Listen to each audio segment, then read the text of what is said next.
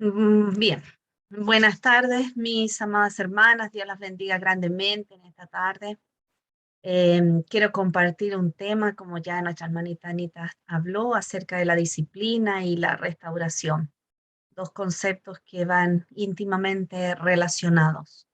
Y leeremos varios versículos, así que si usted quiere tomar apunte, algunos los nombraré y otros los leeremos, pero son varios versículos que usted puede ir anotando para que los revise, los estudie una vez más ahí en su casa, ¿sí? Y vamos a hablar acerca entonces de la disciplina y la restauración, que son dos conceptos que la Biblia los usa igualmente para un fin. Si bien sabemos que no se puede leer la Biblia sin que observemos con insistencia que Dios persigue con celo la santidad de su pueblo. A través de diferentes formas vemos la preocupación de Dios por la buena reputación de su iglesia. Por ejemplo, cuando se observa uno de los requisitos que deben poseer quienes desean ser pastores de la iglesia, deben tener buena reputación o buen testimonio de los de afuera, de los no cristianos. Y Dios está preocupado de eso. Por eso que puso este requisito importante para el pastorado. Y también la primera carta de Pedro resume el deseo de Dios para los que son de su propiedad. ¿Qué dice? Sed santo porque yo soy santo. Sin embargo, si algo a veces caracteriza a la iglesia de Cristo es su falta de integridad en cuanto a la salvación, a la santidad. Afirmamos todas nosotras, y hermanas, yo voy a hablar en plural en esta tarde. ¿Por qué? Porque habemos mujeres solamente, ¿ya? Vamos a hacer ese jueguito de palabras en nuestro tema de hoy día. Pero este tema es para tanto para damas como para varones, así que lo vamos a desarrollar pensando en nosotras, ¿ya? Pongámonos nosotras en estos lugares. Porque nosotras pensamos, afirmamos que la Biblia es nuestra autoridad única para todo nuestro servicio a Dios. Pero fallamos o somos débiles en lo que las escrituras tienen que decirnos en cuanto a hacer valer esta afirmación en la vida de iglesia. Si afirmamos que la Biblia es nuestra autoridad, entonces hagamos honor a esta declaración, realizando lo que ella dice en cuanto a la pureza de su iglesia. Tenemos que establecer la conexión que hacen las escrituras, hermana, con disciplina, santidad y la venida del Señor. Como lo dice Hebreos 12 y Primera de Tesalonicenses 3, capítulo 3 y capítulo 5, que hablan de estas tres cosas unidas: disciplina, santidad y día del Señor. Lo cierto, mis hermanas, que el asunto del pecado debe ser resuelto. No es suficiente decir que tal o cual hermana está en pecado y algo hay que hacer. Sí, hay algo que hacer, algo práctico. Y lo que hay que hacer, la Biblia, que nosotras consideramos como nuestra única autoridad, lo dice claramente lo que debemos hacer frente al pecado. Hermanas, que la frase que nosotras a menudo decimos, la Biblia es nuestra única autoridad, no sea solo una frase. La iglesia debe pedir o exigir que la gente, que sus miembros sean justos, sean santos, porque eso dice la Biblia: sed santos como yo soy santo. Entonces no estamos pidiendo algo ilógico. Los hermanos cuando predican no predican la santidad como algo que está fuera y muy lejos de nuestro alcance. No, es algo que la Biblia está diciendo que nosotras debemos hacer. La verdad es que la palabra del apóstol Pedro, sed santo porque yo soy santo, debe preocuparnos, hermana. Debe preocuparnos. Debemos buscar esta santidad de alguna u otra forma. Vivir en santidad. ¿Cuántas veces nosotras hemos observado situaciones que pudieran requerir de la aplicación de disciplina, pero probablemente no estamos seguras de cómo aplicarla, o simplemente hemos actuado siguiendo la doctrina de la vista gorda? Ah, sí pecó, pero mejor yo no me meto, ¿no? En esas cosas. No, hermana, eso es hacer la vista gorda. Y no estamos llamadas para hacer eso. Lo que estudiaremos hoy, mis amadas hermanas, no tiene la más mínima pretensión de ser un acabado estudio.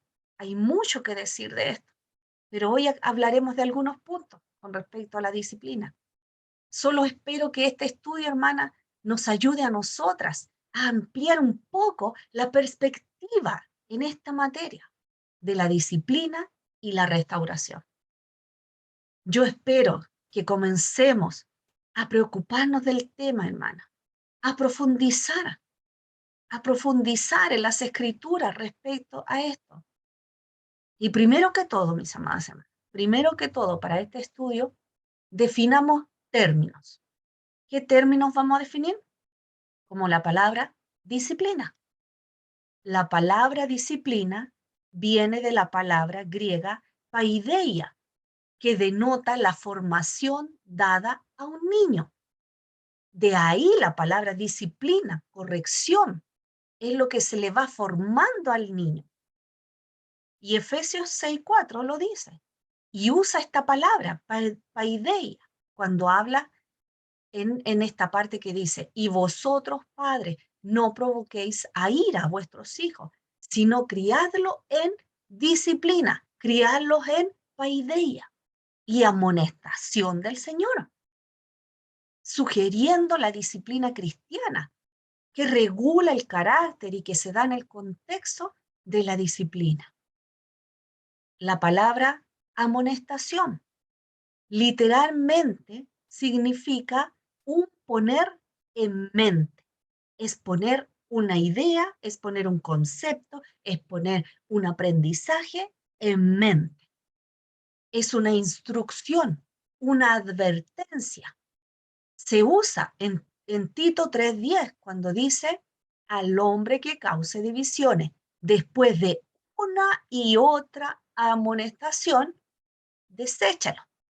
Pero primero viene una y otra amonestación, o sea, ponerle en la mente, hermana, deja de pecar, hermana, arrepiéntete, hermana. Eso significa la palabra amonestación. Y en segunda de Timoteo 1:5 se usa en el sentido de recordatorio. Cuando se dice de Timoteo que Pablo le dice trayendo a la memoria, es recordar, ahí se usa también esta palabra. Y en segunda de Pedro 1:13 se traduce como amonestación, como una corrección, como querer poner en ella, en la mente, una exhortación. Literalmente poner un recuerdo. Oye, recuerda lo que eres. ¿Me entienden? Esos son los términos.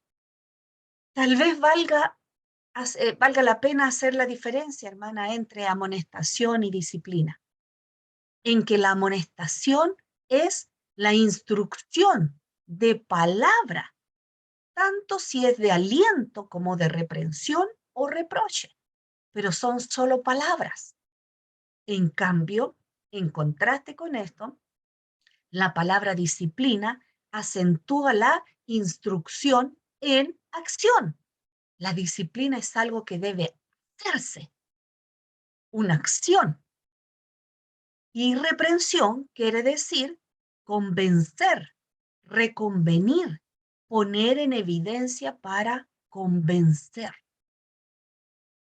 Mis hermanas, estos son los conceptos de disciplina, amonestación. Y ahora veamos la necesidad de la disciplina. ¿Por qué es necesaria la disciplina? ¿Por qué hay necesidad de disciplina en la Iglesia de Cristo? Probablemente la pregunta ni siquiera necesita respuesta, puesto que todas estamos conscientes de que es un asunto necesario. Es un asunto necesario. Pero tal vez valga la pena considerar por lo menos algunas razones de la disciplina.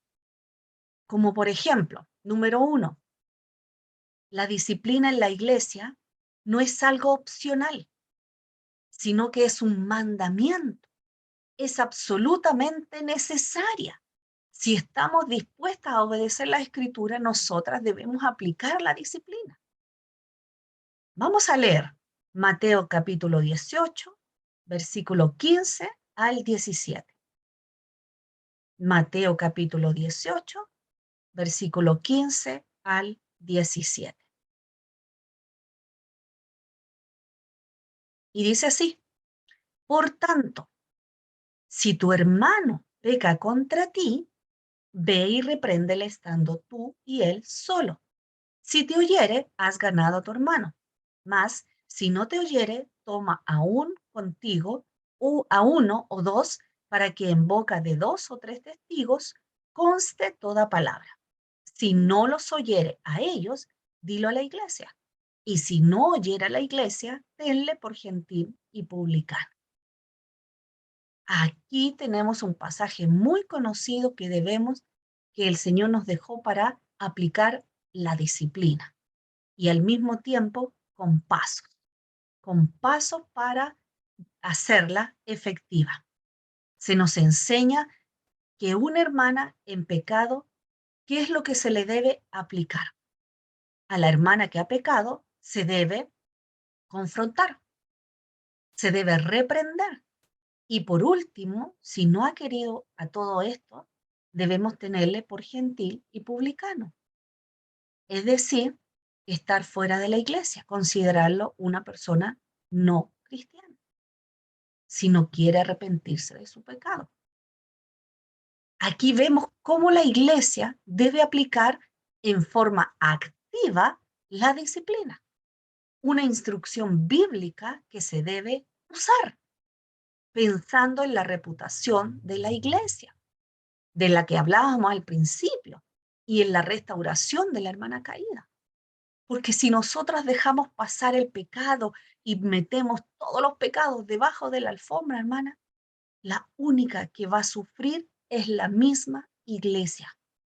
Y el honor del Señor, ¿qué vamos a hacer con eso? ¿Qué cuenta le daremos al Señor? Y también, mis hermanas, la disciplina a nosotras nos ayuda a pensar en la seriedad y consecuencias que trae el pecado. La disciplina es la que abre nuestros ojos para todo esto. Y vemos el ejemplo de esto, de que la disciplina nos ayuda a pensar en las consecuencias del pecado, con el relato de Ananí y Zafira, que sabemos que ustedes ya conocen, ¿cierto? Pero si quieren anotarlo, Hechos capítulo 5 del 1 al 11. Aquí tenemos 3 puntos que pasan aquí, que se nos ilustra. Aquí debemos pensar lo serio que es cometer pecado en la iglesia.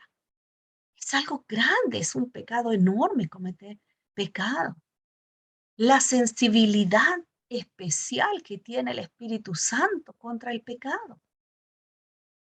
Y lo tercero, lo rápido que Dios juzga el pecado, lo rápido que Dios juzga con disciplina. Es muy posible, hermana, que usted diga, yo pequé, pero nadie se dio cuenta, no recibo ni un castiguito ni de acá ni de allá. Pero piensa, hermana, que después que usted peca, ha tenido una vida light, una vida tranquila. No, lo más seguro es que algo ha cambiado en su vida. Y eso puede ser la corrección de Dios por el pecado que usted cometió. Y también vemos en Romanos 16, versículo 17-18, que enseña que a los que causan divisiones en contra de la doctrina, la Biblia dice que debemos fijarnos en ella y apartarnos de tales hermanas que causan divisiones en la iglesia. Y Corintios, Primera de Corintios, capítulo 5, del 1 al 5, también enseña que en el caso de pecado que se comete repetidas veces, Y sin muestras de arrepentimiento, la iglesia no puede permanecer indiferente e insensible ante esto. No puede. La iglesia debe entristecerse y mucho. Debe buscar formas de corregirlo. También puede juzgar el pecado como lo enseña este pasaje. Y finalmente, excluir a la hermana que rehúsa arrepentirse. Imagínese tremendo trabajo que tiene la iglesia. Y también, Primera de Corintios 11, del 17 al 32, enseña que Dios juzga y castiga, hermana, cuando hay desórdenes en la iglesia. Dios castiga. Por esto, mis hermanas, también vemos que en Primera de Tesalonicenses 5:14 nos invita a que amonestemos a las desobedientes y a las que viven desordenadamente. Nos enseña a amonestar a la hermana que anda en desorden. Y si no quiere arrepentirse, debemos separarnos literalmente de ellas, apartarnos. Así también, Primera de Timoteo 5:20 dice que debemos que nos dice que reprendamos públicamente el pecado que se repite y que no se abandona. Y Tito 3:2 también nos muestra que, más que nos muestra, nos ordena separarnos, como leíamos en otros versículos, de las que provocan divisiones. Después de haberle hecho las advertencias correspondientes, obviamente, estamos hablando de eso. Y Apocalipsis, ahí nos paseamos casi por todo, y en Apocalipsis 2, capítulo 2 y 3, hacen un llamado a las iglesias en general, a todas las iglesias, las 7 iglesias que estaban ahí, para que se arrepientan. Y les hace al mismo tiempo una advertencia, que si siguen pecando, no escaparán de la disciplina de Dios. Cada una es llamada a arrepentirse. Hermanas, a través de todos estos pasajes bíblicos, es que el Señor no deja dudas acerca de la necesidad de la que se debe tomar medidas disciplinarias cuando personas persisten en pecar. Debemos mantener nuestras congregaciones en santidad, hermana. Si hay hermanos que no ven el pecado y usted lo ve, usted debe hacerlo saber. Primero que todo a la hermana, a la que está en la falta. Pero si ella no la escucha, usted debe ir con 2 o 3 testigos. Y si aún así ella no quiere arrepentirse, usted debe decirlo a la iglesia. Y si aún ella no escucha a la iglesia, ella debe quedar fuera. No la vamos a echar a nosotros a empujones fuera. No, pero ella ya no sería más parte de la iglesia del Señor. Debemos mantener nuestras congregaciones en santidad, hermana. Somos todas llamadas a esto. Y ahora veamos el propósito también de la disciplina. ¿Qué propósitos tiene la disciplina bíblica, hermana? Lo primero y muy importante, ¿quién es honrado cuando la palabra de Dios es colocada en práctica? El Señor. El Señor es honrado. Entonces, un primer y fundamental propósito es honrar al Señor Jesucristo. La práctica de la disciplina es un acto de obediencia a todos los mandamientos de las Escrituras que ya hemos visto. Debemos entender, hermana, desde el principio que el segundo y gran propósito también de la disciplina es entonces restaurar a la hermana que ha pecado.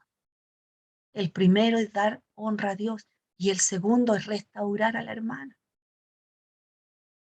Y es así como Mateo 18:15 dice, por tanto, si tu hermano peca contra ti, ve y repréndele, estando tú y él solo. Si te oyere, has ganado a tu hermano. ¿Por qué? Porque vamos a restaurar al hermano. Vamos con el ánimo de restaurar. Mateo afirma que lo primero que se debe tener en cuenta al disciplinar es ganar al hermano o restaurar a la hermana que nos ha ofendido. Y Primera de Corintios 5:5 dice, nos enseña que aún al llegar al extremo de excluir de la iglesia y entregar a Satanás a un miembro de la iglesia, todo se hace con el fin de no perder el espíritu de la hermana caída. No se debe perder el espíritu. Y Segunda de Corintios 2, del 5 al 8, exige que se restaure al pecador, que se arrepienta. De lo contrario, Satanás ganará ventaja y deshonrará a la iglesia. Porque lo primero que hace la gente cuando ve a un hermano que cae en desgracia de pecado, ¿qué es lo primero que escuchamos decir? Ay, mira, va a la iglesia. Ay, mira, es de esa iglesia, de ahí de la esquina. Ah, mejor yo me quedo afuera, porque si es para estar ahí y sigo pecando, ¿se da cuenta la deshonra que recibe la iglesia con nuestro pecado? Y llegamos, hermanas, a mi preferido, a mi versículo preferido para este tema, que es Gálatas 6, capítulo 1. Hermanos, dice, si alguno fuere sorprendido en alguna falta, vosotros que sois espirituales, restauradle con espíritu de mansedumbre, considerándote a ti mismo, no sea que tú también seas tentado. Hermanas, aquí le pide a toda la iglesia a que se comprometa activamente en el proceso de restaurar a la hermana que ha caído en pecado. No hay un grupo seleccionado para ejercer la restauración. Dice, vosotros que sois espirituales, todas somos llamadas a restaurar a la hermana caída. Todas. Porque la palabra dice, fuere sorprendida.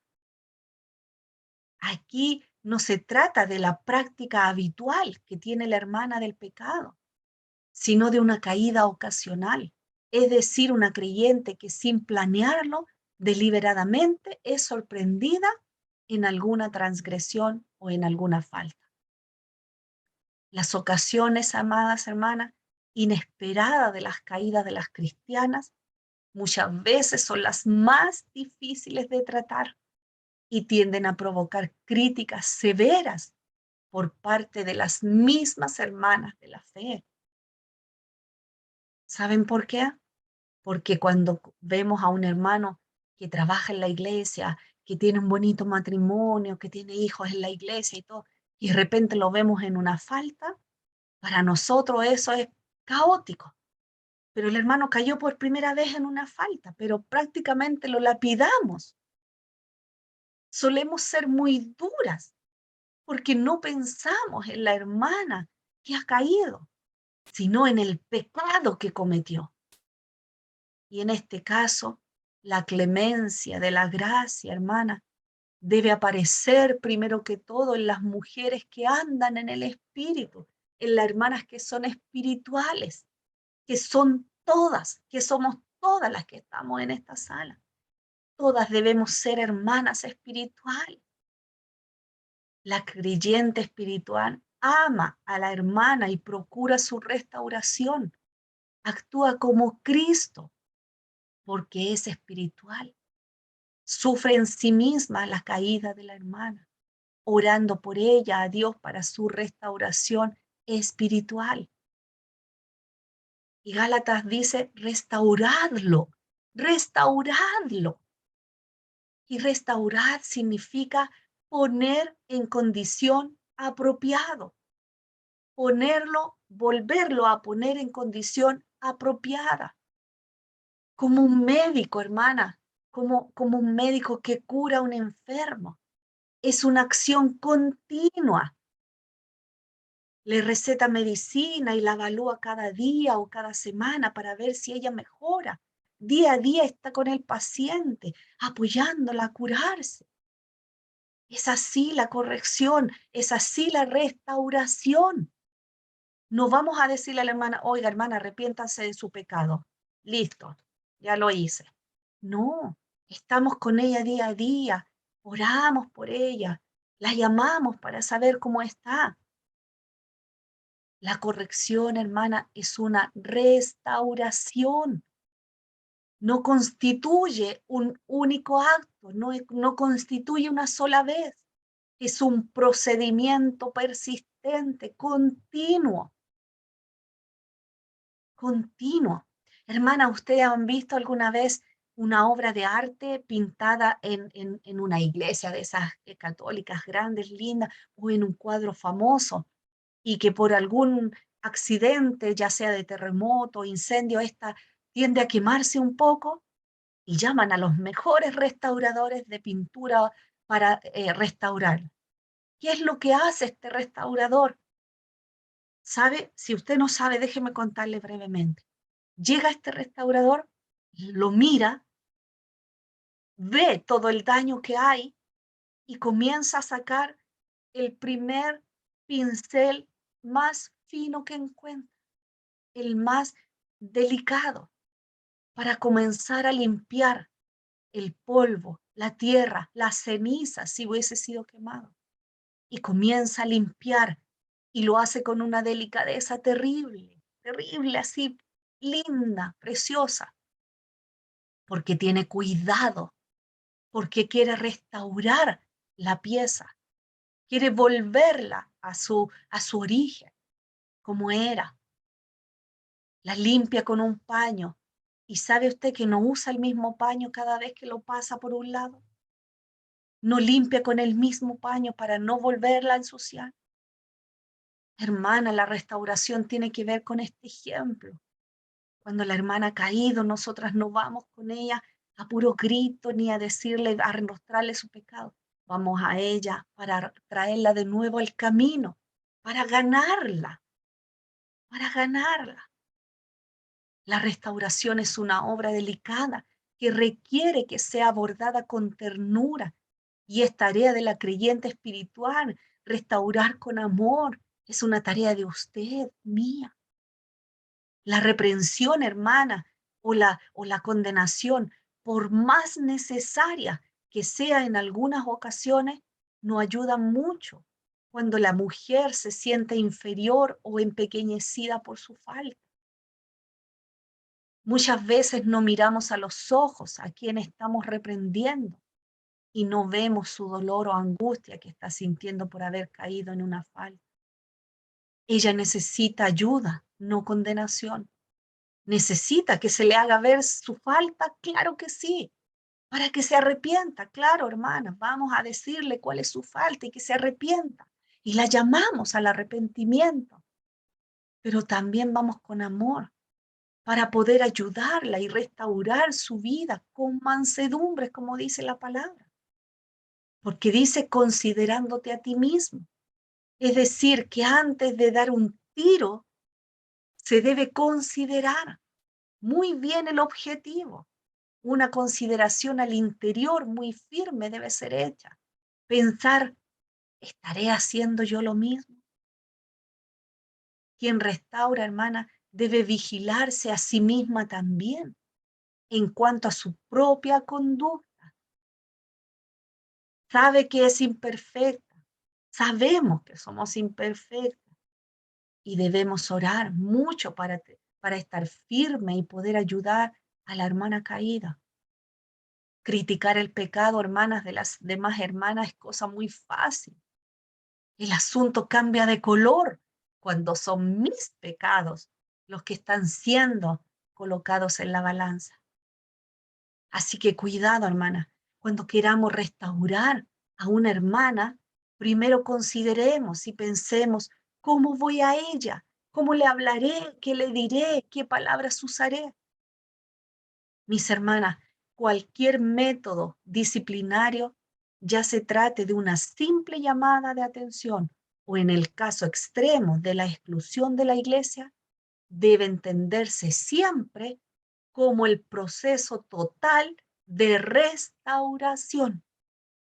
De restauración. El objetivo al disciplinar no es destruir, es restaurar. ¿Para qué? Bueno, aquí encontramos varios puntos. Hermana, yo sé que este tema es un poquito largo, pero tengan un poquito de paciencia, ¿sí? ¿Para qué? ¿Para qué restauramos? ¿Para qué disciplinamos? Punto 1, para mantener la pureza, para mantener nuestra pureza y la de la iglesia. Primera de Corintios 5, del 6 al 8, afirma que el pecado afecta negativamente la iglesia en todos los aspectos. El pecado penetra a todo el cuerpo de Cristo. El pecado, sin ser confrontado evidentemente, debilita la iglesia, la debilita. Por eso es que es necesaria la disciplina. El segundo punto es para desalentar a otras a pecar. Cuando usted es disciplinada, las otras están mirando, uy, me puede tocar a mí también. Y eso nos desalienta a pecar. Como dice Primera de Timoteo 5:20, insta a que se censure públicamente al anciano que no quiere arrepentirse, con el fin de que los demás teman de las consecuencias que trae el pecado. Como tercer punto, es para volverse del pecado. En segunda de Tesalonicenses 3:14, el apóstol se muestra riguroso en el asunto de la obediencia. Él dice, si alguno no obedece a lo que decimos en esta carta, a ese señaladle y no tratéis con él para que se avergüence. Imagínense, es un asunto de obediencia. La palabra griega entrepo, que traducida es avergüence, significa literalmente volverse redondo o volverse hacia adentro o girar adentro. Esto es volverse sobre uno mismo y producir así un sentimiento de vergüenza, una vergüenza saludable que involucra un cambio en carácter y conducta. Por lo tanto, hermana, la disciplina que Pablo aconseja en este pasaje no está diseñada para humillar o deshonrar, sino para estimular al hermano que ha caído a reflexionar seriamente y a volverse del pecado. Como cuarto punto, ¿para qué también es la disciplina? Es para producir fe sana, una fe sana, hermana. Tito capítulo 1, versículo 13, Pablo ofrece a su discípulo y colaborador en Creta consejos sobre cómo lidiar con los falsos maestros de la iglesia.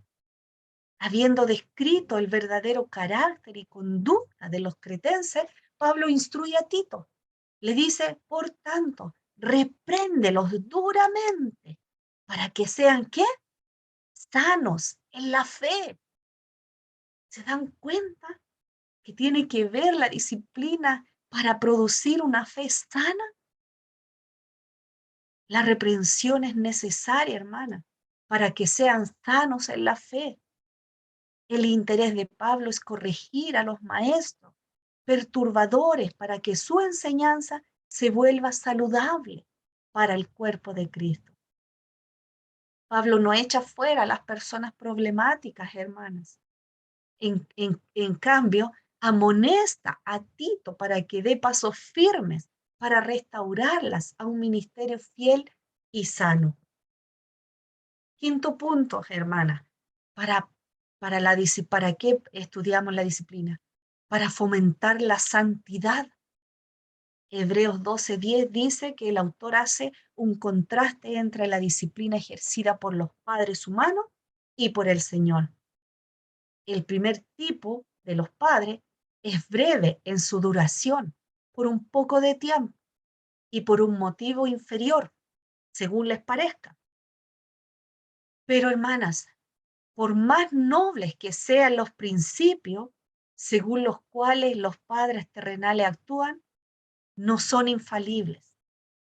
A veces sus decisiones son gobernadas por su propio beneplácito, que en muchas ocasiones puede ser puede ser muy poco sabio, o aún contra los propios intereses de su hijo.